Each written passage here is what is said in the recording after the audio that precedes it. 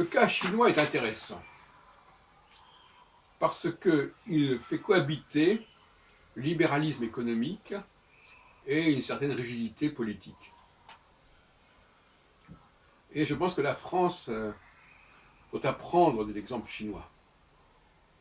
Parce qu'apparemment, l'économique et le politique se télescopent, et ce n'est pas une bonne chose. Le libéralisme économique n'est pas du tout incompatible avec la dictature politique, parce que l'un relève de l'horizontalité et l'autre de la verticalité. Et l'horizontalité implique une très grande diversité. Et notre planète est marquée par une extraordinaire diversité des entités dans leur diversité. En revanche, en faisant des structures de pouvoir, il n'y a pas 36 solutions. C'est toujours un problème d'autorité, un problème c'est toujours la dialectique des maîtres et des esclaves, quelque part. Donc, il ne faut pas que l'on confonde ces deux plans. Et c'est ce qui se passe en France. D'une part, parce qu'on ne favorise pas suffisamment les écosystèmes, la diversité communautaire, géographique. Chacun peut se nourrir, s'habiller, vivre comme il l'entend, à mon avis, et avec des solutions qui lui sont propres. Et je trouve que c'est beaucoup plus économique pour une société. Parce qu'un groupe, il est beaucoup plus réaliste, il va vivre, d'abord c'est une création collective, et puis il va vivre plus largement selon ses moyens. Il va essayer d'exploiter au maximum les ressources humaines qui le constituent. Et parfois, en se polarisant sur le jacobinisme et le centralisme, on néglige les ressources locales, humainement et autres d'ailleurs. Donc finalement, nous sommes une société jacobine.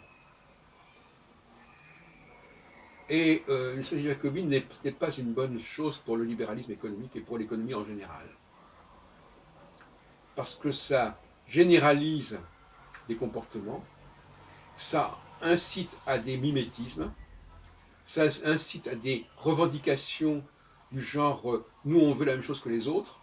Parce que le pouvoir d'achat, c'est une expression extrêmement obscure. Qu'est-ce que ça veut dire? Acheter quoi? Si quelqu'un n'a pas de besoin, il n'a pas un problème de pouvoir d'achat. Si quelqu'un se nourrit avec peu de choses, il n'a pas besoin de pouvoir d'achat. Le pouvoir d'achat, c'est pouvoir acheter la même chose que l'autre. Et ça n'est pas ce que j'appelle le libéralisme économique. C'est pour ça que je suis tout à fait favorable au communautarisme. Je pense qu'économiquement, c'est une formule beaucoup plus saine, parce que chacun se nourrit à sa façon, chacun vit à sa façon, et il n'y a pas de phénomène de saturation parce que tout le monde veut la même chose. Il n'y a pas d'encombrement, parce qu'il y a une très grande diversité de points de vue, de ressources, de mentalités, et c'est une bonne chose. D'autre part,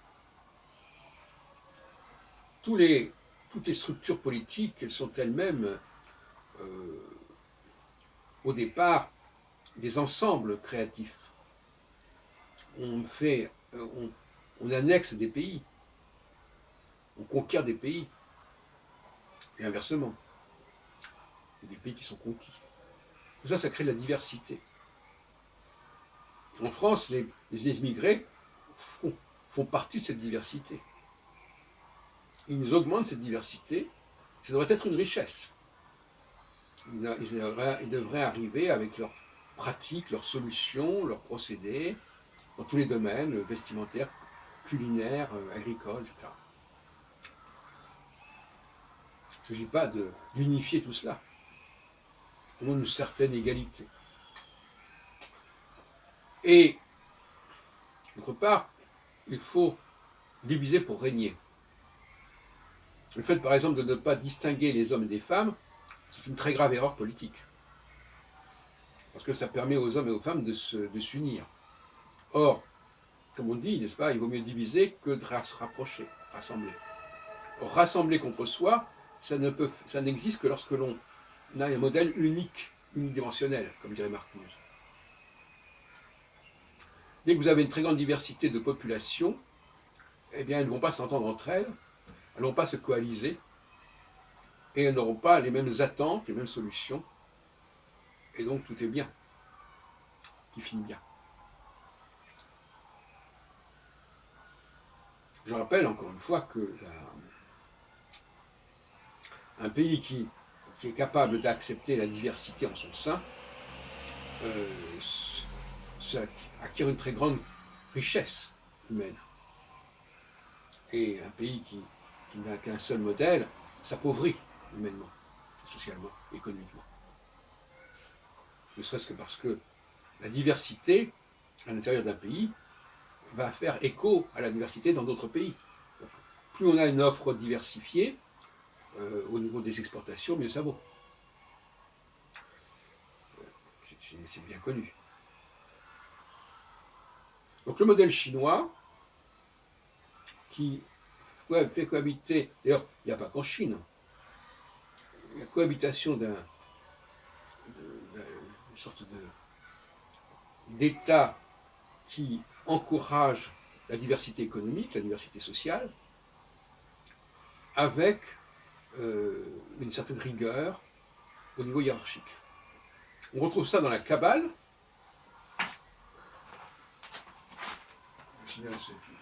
On retrouve ça dans la Kabbale.